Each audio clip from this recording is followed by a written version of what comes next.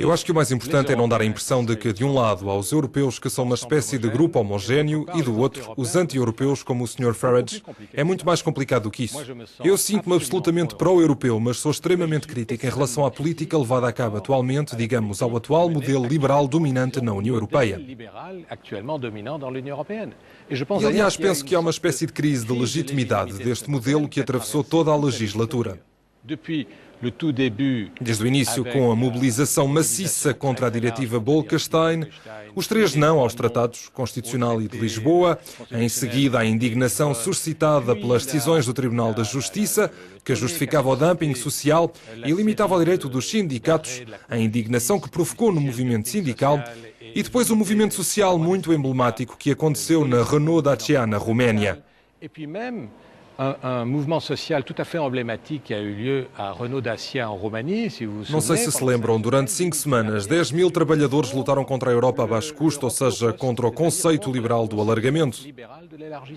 Por isso eu acho que há de um lado os pró-europeus e do outro os anti-europeus, mas em seguida há dentro dos pró-europeus opções diferentes quanto às orientações da União Europeia. Estabelecemos, e tenho muito orgulho nisso, um Estado-providência na União Europeia. Mas temos que reconhecer, e isso tem-se tornado cada vez mais evidente nos últimos 10, 15 anos, que vivemos num mundo onde a economia, os contornos da economia global são desenhados nos computadores dos campos universitários da costa oeste da América, nos call centers da Índia, nas fábricas da China. Se a Europa não for competitiva nesse mundo, então não temos qualquer hipótese de oferecer aos nossos cidadãos os padrões de vida que eles procuram de forma legítima. E ser competitivo significa um certo número de reformas, algumas das quais tiveram a oposição dos socialistas. Reformas como um maior investimento na pesquisa e na tecnologia, reformas como a desregulação de algumas das nossas leis laborais, reformas como dar mais possibilidades aos empreendedores. Passamos agora à Cristiana Muscardini, que pediu para falar. Eu acho que devemos ser claros porque os cidadãos precisam conhecer a realidade. Acho que atualmente é um sistema que está em crise porque não tivemos a capacidade, a nível mundial, de ser capazes de dar novas regras à mundialização.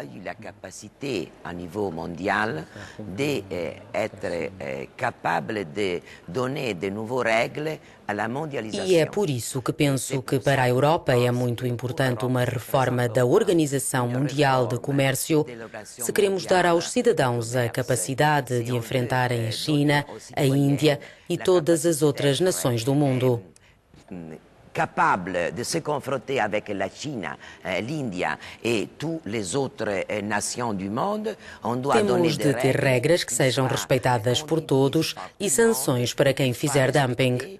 Senão, não teremos uma economia capaz de enfrentar as outras economias. Nous n'aurons pas une économie capable de se rapporter às outras économies. Il faut une économie sociale de marché. É preciso uma economia social de mercado e acho que isto é o mais importante se queremos que a Europa exista e resista. Temos dossiês que não podemos tratar fora da Europa, já o provámos.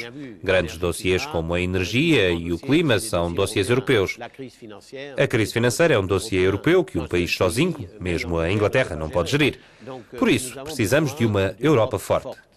Nesta Europa forte, precisamos de uma economia social de mercado e não podemos gerir diferenças muito grandes entre Estados-membros. Se tivermos uma economia que funciona, empregos que funcionam, podemos ter uma política social. Mónica Frassoni, 30 segundos para concluir. 30 segundos, não sei, vou responder como os outros. Há que ser muito claro sobre esta questão. Nesta legislatura, todas estas propostas de ter mais regras nos mercados, de regulamentar os mercados financeiros, de fazer investimentos virtuosos sobre a inovação ecológica, acelerar todas as histórias da gestão das alterações climáticas, quantificá-las, tudo isso já foi feito. Algumas foram adotadas pelo Parlamento, mas depois o Conselho e a Comissão não as adotaram. Por isso eu penso que uma das razões do ceticismo que foi citado é o facto de a Europa não ser vista nestes últimos anos como uma entidade que apresenta soluções positivas, isto apesar dessas propostas terem sido feitas. Dizer agora que sim, efetivamente temos que criar novos regulamentos, é justo. Era o que nós queríamos, mas disseram-nos não, o mercado é que tem que gerir isso. E por isso acho que há que distinguir os que estavam enganados e que hoje o devem admitir e os que tinham razão de querer essas regras como prioridade.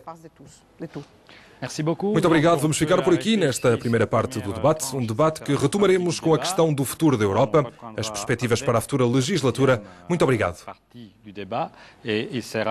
Elle concernera le futur de l'Europe, les perspectives avec la future législature. Merci beaucoup pour l'instant. Obrigada a todos.